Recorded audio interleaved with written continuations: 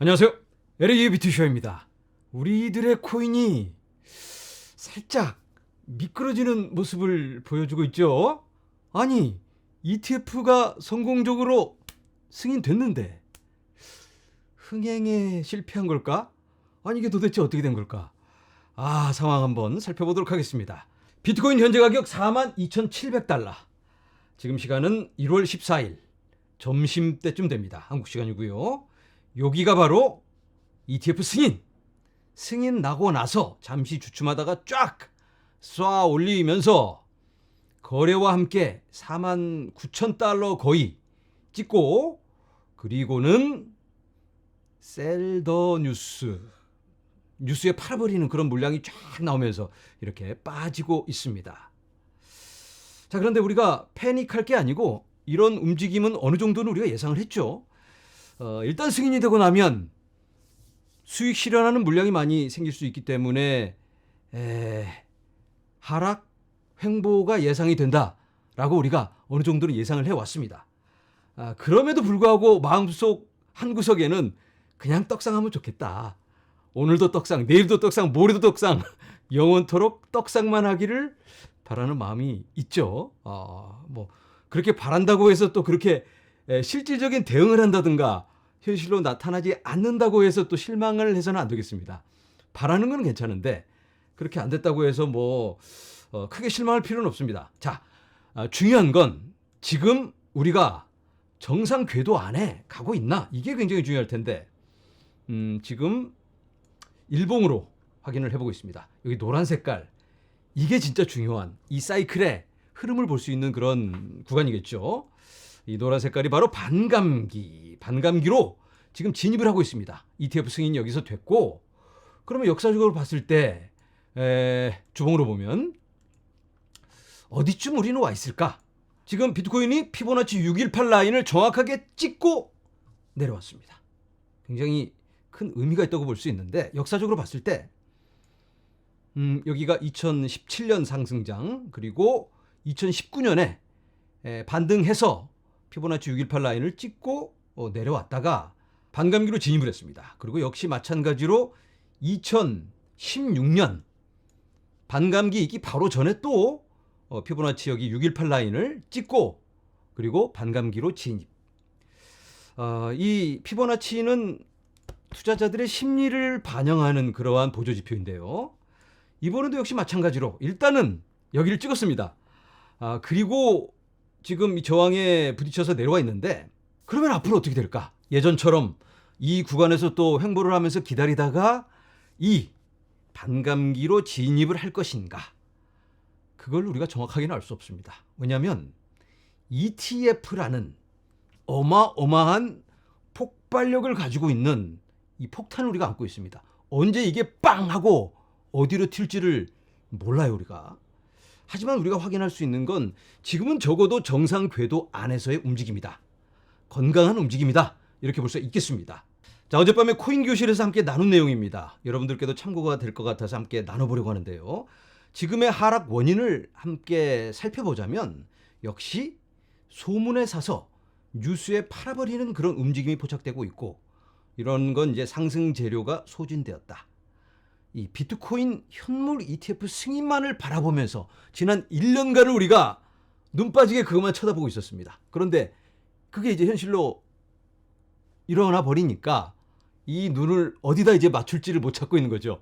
그 다음은 반감기, 그렇지, 반감기 우리가 봐야 되지. 근데 반감기는 또 3달이나 남았잖아요. 그래서 그 3달 안에 또 다른 움직임이 있을 수 있고, 여러 거시적인 금리라든지 경제 상황 이런 것들도 많은 영향을 끼칠 수 있습니다. 그런데 당장은 이제 이 시선을 어디로 놔야 될지를 못 찾고 있는 그런 분위기도 있다. 자, 그런데 정작 중요한 건 바로 이겁니다. 그레이 스케일 물량, 락업 해제. 락업 해제라고 표현을 하긴 했는데 정확하게는 신탁에서 ETF로의 전환입니다. 이게 어떤 의미가 있을까? 제가 입이 닳도록 ETF에 대해서 말씀을 드리고 있죠.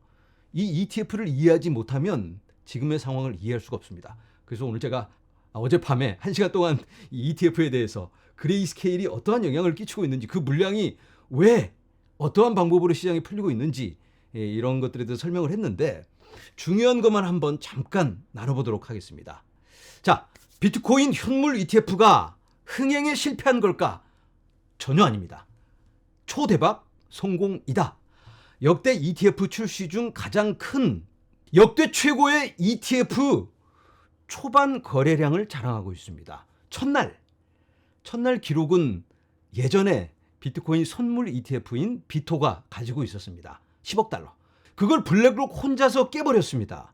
선물 같으면 혼자서 승인 받고 물량이 몰렸으니까 꽤 큰 자금이 몰렸을 텐데 이번에는 11개 기관이 나눠 먹었는데도 그중 하나인 블랙록이 그 기록을 깼다.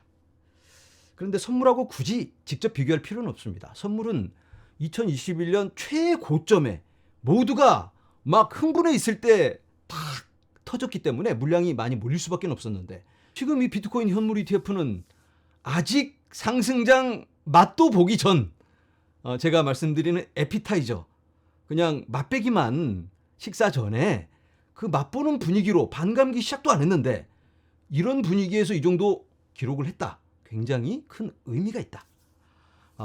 골드, 금 ETF, GLD. 이 GLD 같은 경우는 첫 3일 동안 10억 달러 거래량을 기록했는데요.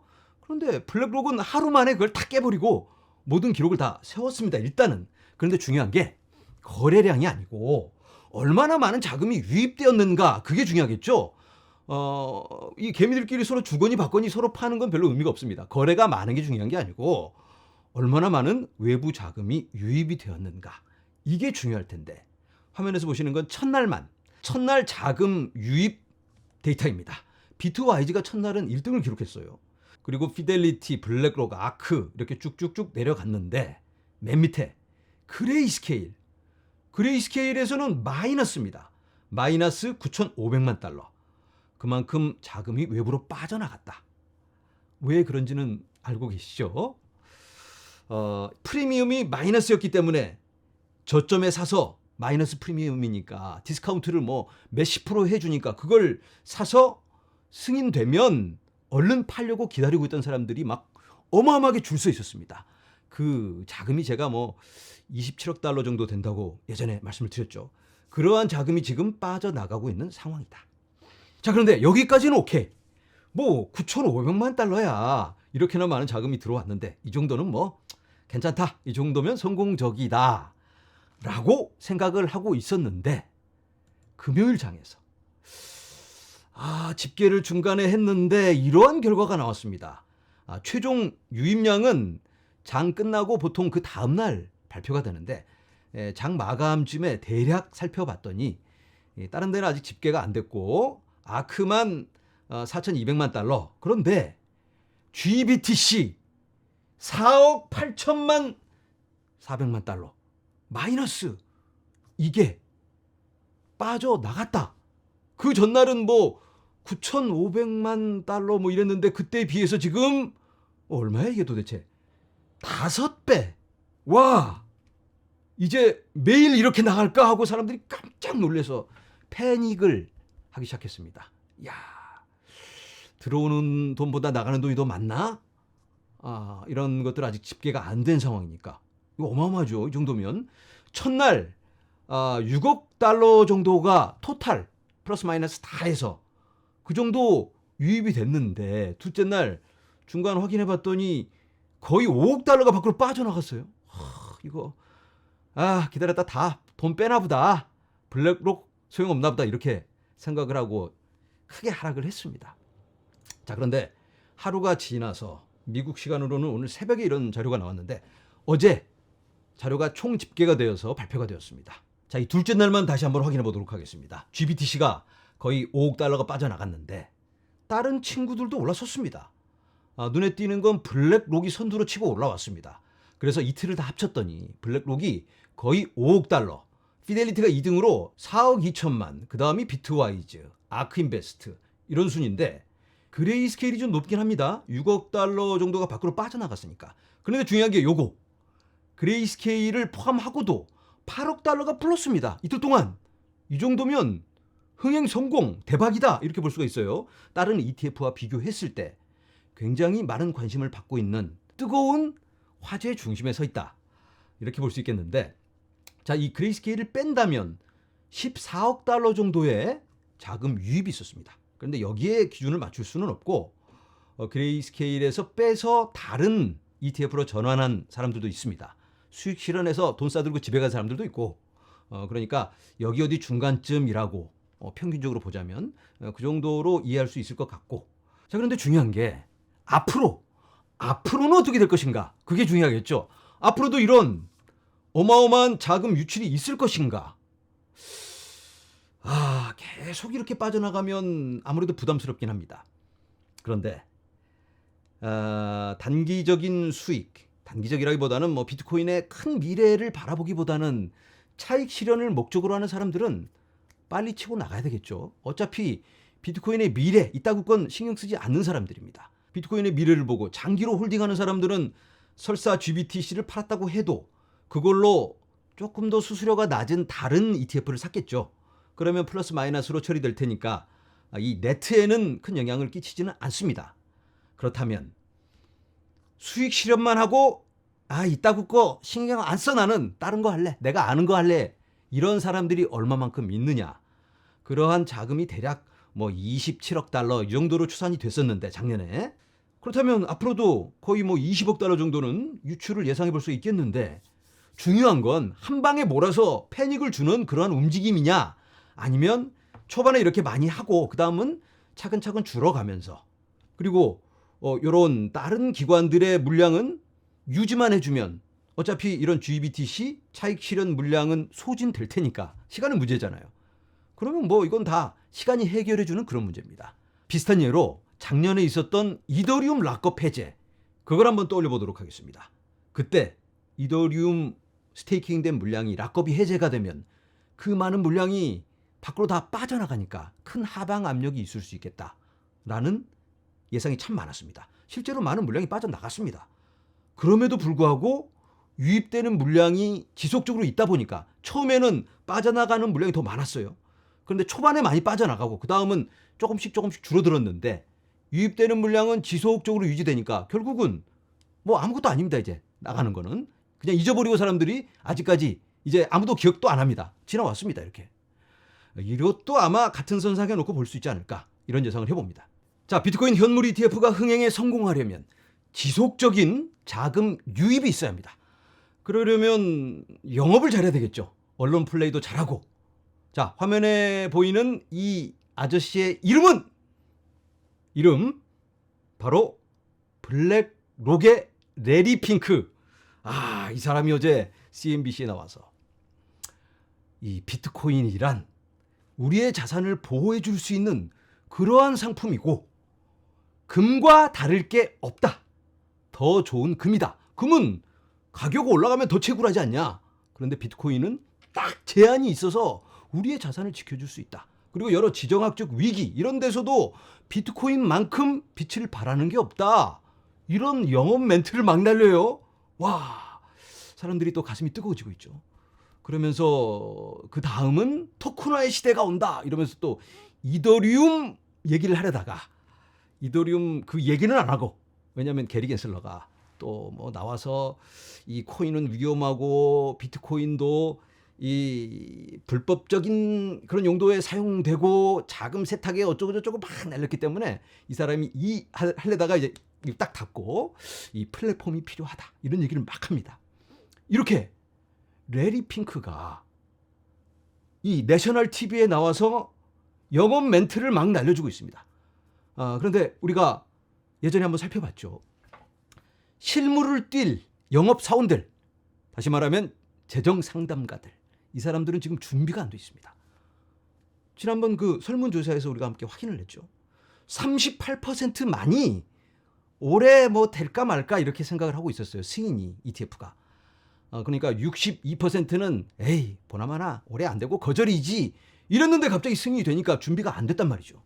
그리고 38%마저 올 1월 3월이 아니고 2024년 올 말쯤 언제 뭐 될 수 있겠다 이렇게 생각하고 있었는데 갑자기 승인이 되는 바람에 지금 빨리 교육받고 영업 뛰어야 되는데 빨리 이제는 열심히 공부를 해야 돼요. 비트샤의 코인 교실을 등록해서 공부를 해야 되는데 이 사람들이 자 뭐 그런 여러 자료가 있을 테고 그리고 이 레리 핑크 회장님이 이렇게 멋진 멘트를 날렸는데 그러면 이제 딱 이 핸드폰에 보여주면서 이 고객들을 찾아가서 회장님, 이 블랙록의 레리 핑크 아시죠?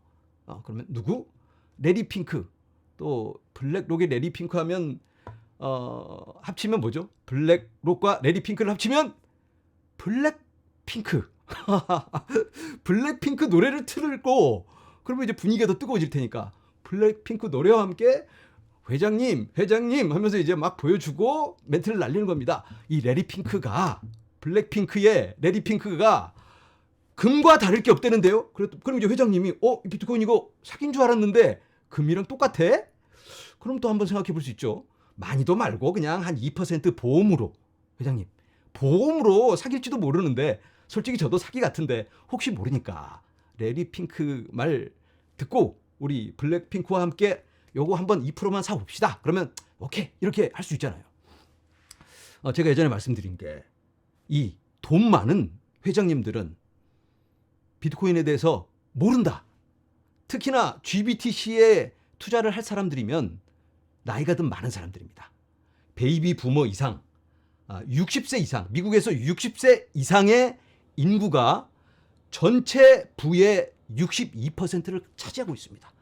그런데 이 사람들은 비트코인 있다 있고 신경 쓰지도 않고 모릅니다. 돈 많은 사람들은 특히 변화를 싫어하는 사람들이니까. 그런데 금이랑 똑같다니까 그건 내가 알지. 그러면 해볼 만하잖아요. 많이도 말고 2%. 이렇게 영업 매뉴얼이 만들어지고 있다. 시간은 문제입니다. 근데 우리가 이 현실적으로 어떻게 이 상황이 펼쳐지는가 이걸 가늠을 해볼 필요가 있습니다. 상상도 해보고 블랙핑크 노래 들으면서 그렇지. 이렇게 해서 이렇게 영업이 일어나고 자금이 유입이 되겠네. 이 영업사원들이 교육받으려면 시간이 필요합니다. 그리고 밖으로 나가서 회장님들 설득하려도 시간이 필요하고 회장님들은 또 골프도 쳐야 되고 바쁘기 때문에 결정 내리는데 또 시간이 걸릴 수 있겠죠. 이렇게 해서 시간이 어느 정도 걸릴지 우리가 모르지만 적어도 올 중후반부터는 유의미한 결과물이 보여질 수 있다. 이런 것들이 반감기와 맞물리면서 우리가 기대하는 그러한 상황으로 연결되는 게 지금 딱 우리가 어느 정도 그려볼 수 있는 시나리오잖아요. 물론 이렇게 안 될 수도 있겠지만 대략 우리가 어느 정도는 가이드라인을 잡고 요런 형태로 요런 기간에 이렇게 이루어질 수 있겠네. 이런 가늠을 해볼 수 있을 것 같습니다. 우리가 특히나 이 비트코인 ETF는 워낙 폭발력을 가지고 있는 변수도 크고 특히나 또 이런 기관들이 자기네들 입맛에 맞게 또 언론 플레이를 막 해대고 시세 조작도 가능합니다. 핑크빛만 있는 게 아니에요. 하지만 우리가 조금 더 넓은 시야로 바라본다면 시간은 우리 편이다. 이렇게 볼 수가 있을 것 같습니다. 여러분들 모두 힘내시고 저는 다음 영상에서 찾아뵙도록 하겠습니다. 여러분 감사합니다.